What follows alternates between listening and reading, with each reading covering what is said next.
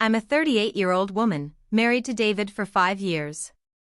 David's a good man, steady, reliable, but his job keeps him away from home more often than I'd like. I don't complain, but the loneliness has crept into my life, leaving me yearning for something to fill the void in my heart. When I married David, I became a stepmom to Ryan, his son from a previous marriage. Ryan just turned 20, a college kid who comes home on weekends. He's quiet, with deep, piercing eyes and a rare smile that carries a certain charm. At first, I saw him as just part of the family, someone to care for like a son. But lately, I've noticed the way he looks at me, not like a kid, but like a man. It's unsettling, and yet, there's a part of me that feels a spark I know I shouldn't. I tell myself it's all in my head. He's my stepson, for God's sake. But every time Ryan's around, there's this strange tension in the air, like a current pulling me towards something dangerous. I know I should keep my distance, but the feeling is harder to shake than I'd like to admit. One Friday evening, David was out of town on a business trip, leaving just me and Ryan at home. I decided to make a nice dinner, hoping to ease the awkward silence that sometimes hung between us. Ryan offered to help, and we started chatting about his classes, his friends, his plans after college. He was more talkative than usual, his laugh warm and disarming. I found myself smiling, feeling a lightness I hadn't in a long time. While we washed dishes after dinner, Ryan stood closer than necessary. "You're a great cook," he said, his voice low and smooth. I laughed it off, but when I handed him a plate, our fingers brushed. I expected him to pull away, but he didn't. His touch lingered, his fingers grazing mine slowly, deliberately, as if testing me.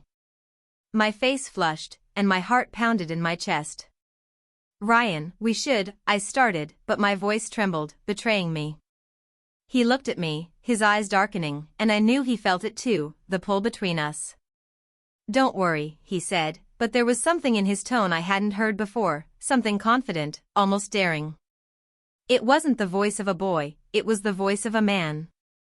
Over the next few days, I tried to keep my distance, but Ryan was everywhere.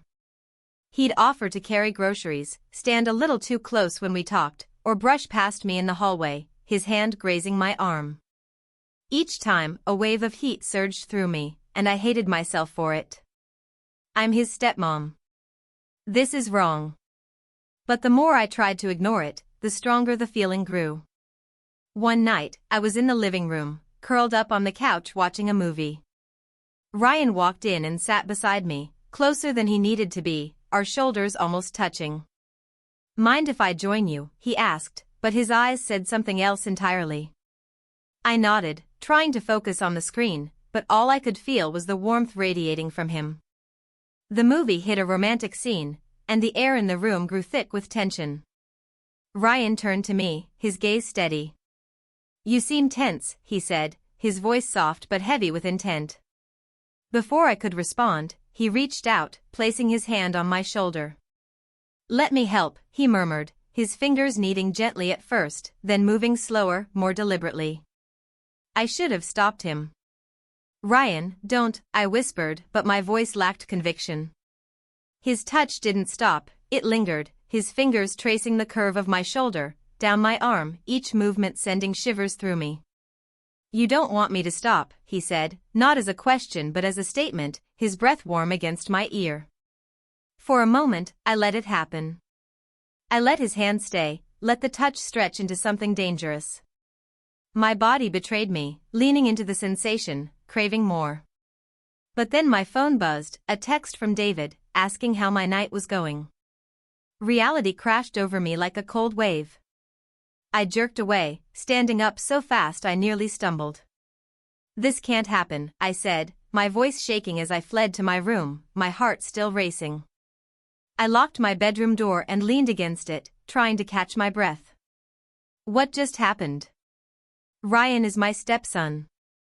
I'm supposed to be his mother figure, not whatever this is." But his touch, the way it lingered, had awakened something in me, a hunger I didn't know I had. I told myself it was a mistake, that it wouldn't happen again. I had to be stronger, to draw a line. But as I lay in bed, staring at the ceiling. I couldn't shake the image of Ryan's eyes, the intensity in them. And when I heard his footsteps pass by my door, pausing for just a moment, I knew this wasn't over. What would happen if David found out? Or worse, what if I couldn't resist next time? I'd crossed into dangerous territory, and I had no idea how to find my way back. All I knew was that my life was about to change, and I wasn't sure if I was ready for what came next. I barely slept that night, my mind replaying the moment Ryan's hand lingered on my shoulder, his breath hot against my ear. The memory sent shivers down my spine, but it also filled me with dread. He's my stepson. I'm married to his father. What was I thinking, letting him get that close? I told myself it was a mistake, a fleeting lapse in judgment. But deep down, a part of me, a part one was ashamed to acknowledge, craved more. The next morning, I avoided Ryan's gaze at breakfast. He sat across from me, eating cereal like nothing had happened, but I could feel his eyes on me, heavy and knowing. My husband, David, was due back from his trip that evening, and I clung to the thought of his return like a lifeline. If I could just get through the day, I could pretend last night never happened. But pretending was harder than I thought. Ryan's presence filled the house, his every move a reminder of the line we'd nearly crossed. I needed to set boundaries, to make it clear that whatever happened was a one-time thing. Yet, even as I made that promise to myself, my body betrayed me, my skin tingling at the thought of his touch. Later that day, I was folding laundry in the living room when Ryan walked in, shirtless, his hair still damp from a shower. My breath caught in my throat. He was lean and muscular, his youth a stark contrast to David's older, softer frame. "Need help?" he asked, his voice casual, but his eyes locked on mine with an intensity that made my stomach twist. "No, I'm fine," I said quickly, focusing on the clothes in my hands. But Ryan didn't leave. Instead, he stepped closer, picking up a shirt from the pile and folding it slowly, deliberately. Our hands brushed again, and I froze, the air between us crackling with tension. "You're avoiding me," he said, his voice low, almost teasing. "Why?" I forced myself to meet his gaze, trying to keep my voice steady. "Ryan, what happened last night was a mistake. It can't happen again. You're my stepson." He tilted his head, studying me like he could see right through my defenses. "Is that what you really want?" he asked, stepping even closer. I could smell the clean scent of his soap, feel the heat radiating from him. My resolve wavered, and I hated myself for it. Before I could answer, he reached out, his fingers grazing my arm, light but deliberate, just like the night before. "You felt it too," he murmured, his voice a seductive whisper. "I saw it in your eyes." I wanted to pull away, to tell him to stop, but my body wouldn't move. His touch sent a jolt through me, awakening that dangerous hunger I'd tried so hard to bury. The moment stretched, heavy with possibility. Ryan's hand slid up my arm, his thumb brushing the sensitive skin inside my elbow. "Tell me to stop," he said, his voice daring me, but his eyes were soft, almost pleading. I opened my mouth to protest, but no words came. Instead, I found myself leaning into his touch, my breath hitching as his fingers tightened slightly. And then, in a reckless, heart-pounding moment, I let it happen. I let him pull me closer, his hand sliding to the small of my back. Our faces were inches apart, his breath mingling with mine. "Ryan," I whispered, half a plea, half a surrender. He didn't hesitate. His lips brushed mine, tentative at first, then deeper, hungrier. The kiss was electric, igniting every nerve in my body. For a moment, nothing else existed, no guilt, no consequences, just the raw, forbidden thrill of it. But then I heard it, the unmistakable sound of a car pulling into the driveway. David was home early.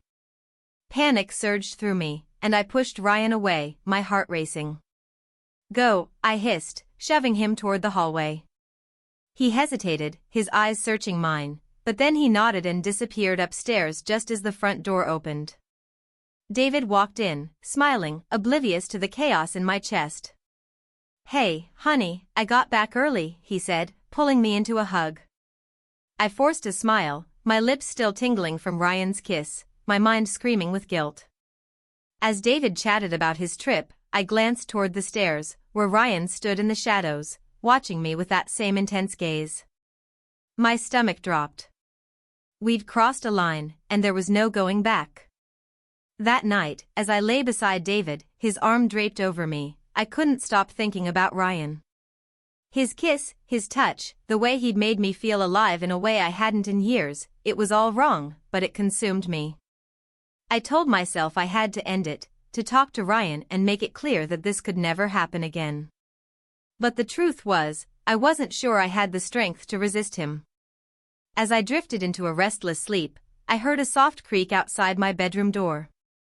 My eyes snapped open, my heart pounding. Was it Ryan? Was he standing there, waiting for me to make the next move? I didn't dare check.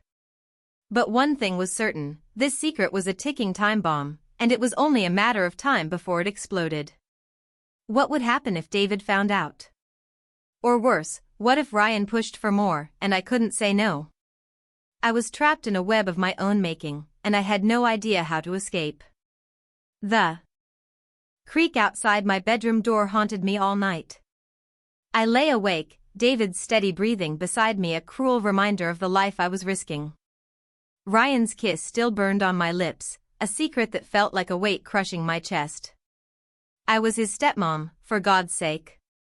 How had I let this happen? Every time I closed my eyes, I saw Ryan's intense gaze, his hand on my back, pulling me into that reckless moment. I told myself it was over, that I'd talk to him, set things right. But deep down, I wasn't sure I could resist him, or if I even wanted to. The next morning, David was up early, oblivious to the storm raging inside me. He kissed my forehead, said he had a busy day at work, and left. The house felt eerily quiet, but Ryan's presence loomed like a shadow. I found him in the kitchen, leaning against the counter, his eyes locking onto mine the moment I walked in. "We need to talk," I said, my voice trembling but firm. He didn't move, just watched me with that unnerving calm. "About what?" he asked, his tone daring me to say it out loud. "About last night," I snapped, trying to hold my ground. "It was a mistake, Ryan. It can't happen again. You're my stepson." His lips twitched into a half-smile, and he stepped closer, closing the distance between us. "You didn't seem to think it was a mistake when you kissed me back," he said, his voice low and dangerous. My heart raced, torn between anger and the undeniable pull I felt toward him. I took a step back, but the counter trapped me, and his gaze held me in place. Before I could respond, Ryan reached out, his fingers brushing my wrist, light but deliberate. "Don't pretend you don't feel it," he murmured, his touch sending a jolt through me. I yanked my hand away, my voice shaking. "Stop it, Ryan. This is wrong." "If David finds out," I couldn't finish the sentence, the thought too terrifying to voice. But Ryan didn't back down. "He won't find out," he said, stepping closer still, his voice a seductive whisper. "Not unless you want him to." The air between us crackled with tension, and for a moment, I was paralyzed. His words, his closeness, the memory of that kiss, it was all too much. I should have pushed him away, told him to leave, but my body betrayed me again. His hand slid to my waist, and I felt myself leaning into him, my resolve crumbling. "Just one more time," he whispered, his lips grazing my ear. I closed my eyes, letting the sensation wash over me, knowing I was about to fall deeper into this forbidden abyss. But then, a sharp knock at the front door shattered the moment. I gasped, pulling away, my heart pounding. Ryan's expression darkened, but he stepped back, letting me go. I rushed to the door, my hands trembling as I opened it. It was our neighbor, Karen, holding a package. "This came to my house by mistake," she said, but her eyes narrowed as she glanced past me into the kitchen, where Ryan stood, still shirtless, watching us. "Everything okay?" she asked, her tone laced with suspicion. I forced a smile, my voice too high. Yeah, everything's fine. Thanks, Karen. She handed me the package and left, but her lingering look told me she'd seen something she shouldn't have. My stomach churned. Karen was the neighborhood gossip. If she suspected anything, it wouldn't be long before whispers reached David. That afternoon, I tried to keep busy, avoiding Ryan, but the weight of our secret was suffocating.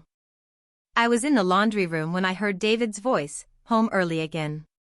Honey, he called, his tone unusually sharp. My heart sank.